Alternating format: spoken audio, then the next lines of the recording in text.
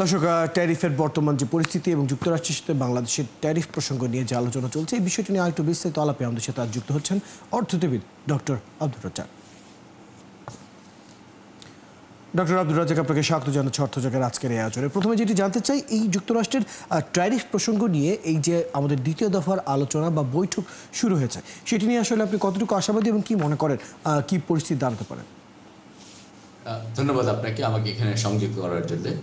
আশাবাদী আমরা অবশ্যই হতে চাই, যদিও অনেক অনিশ্চয়তা আছে, কিন্তু আমার কাছে মনে হয় যে এরকম পরিস্থিতিতে আমাদেরকে আলাপ আলোচনা ছাড়া এটার কোনো উপায় নাই। আগে যেসব অগ্রগতি ছিল যে জায়গাগুলোতে, সেই জায়গাগুলোতে নতুন করে নিয়ে ভাবতে হবে এবং মার্কিন যুক্তরাষ্ট্রকে হয়তো বোঝাতে হবে আমাদেরকে যে আমাদের কান্ট্রি কনটেক্সট এবং কিছু কিছু ক্ষেত্রে হয়তো আমাদের সীমাবদ্ধতা আছে, যে আমরা কতখানি তাদের জন্য বাণিজ্য উদারীকরণ করতে পারবো বা শুধুমাত্র তাদেরকে কতগুলো জায়গায় সুবিধা দিতে পারবো, সেটা তাদেরকে বোঝানোর একটা ব্যাপার আছে আর কি।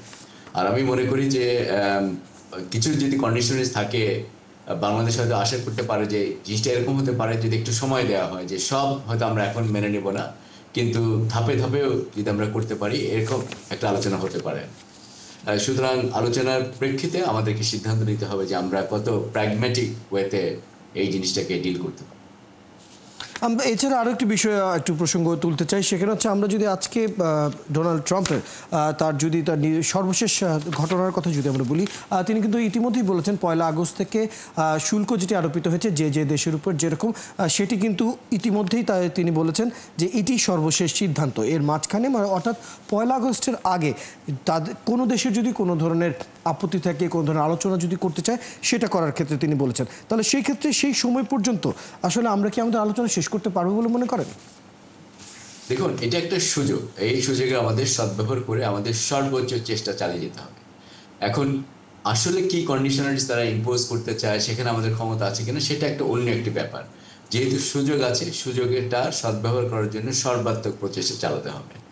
আর আরেকটা ব্যাপার বলি, দেখুন, বাণিজ্য আলোচনায় শেষ বলে কিছু নাই। যদি ওনার চিঠিতে উনি কঠিনভাবে বলেছেন যে এরপরে আর সুযোগ থাকবে না, যদি আমি আশা করি যে এর মধ্যে একটা সমাধান হবে। যদি নাও হয়, আমাদের কিন্তু আলোচনাটা কন্টিনিউয়াসলি চালিয়ে যেতে হবে এবং আমাদের সেই সক্ষমতা কিন্তু বৃদ্ধি করতে হবে। এঙ্গেজমেন্টটা একটা ফর্মাল হতে পারে, সেমি ফর্মাল বা ইনফর্মাল কোনো এঙ্গেজমেন্টও হয় কিনা, সেটাও কিন্তু আমাদেরকে চিন্তা করে দেখতে হবে। কিছু কিছু ক্ষেত্রে যদি কোনো লবিং ফার্ম এর মাধ্যমে দীর্ঘমেয়াদী যদি আলোচনা বা সম্পর্ক ধরে রাখা যায় ওয়াশিংটনের সঙ্গে, সে চেষ্টা কিন্তু আমাদেরকে করতে হবে। মনে রাখতে হবে, মার্কিন যুক্তরাষ্ট্রের বাজারে 35% শুল্ক হলে এটা দিয়ে ব্যবসা বাণিজ্য করে বাংলাদেশের রপ্তানি বাড়ানো যাবে না। ধন্যবাদ ডক্টর আব্দুর রাজ্জাক। বেশ কিছু তথ্য আপনার কাছ থেকে আমরা জেনে নিলাম।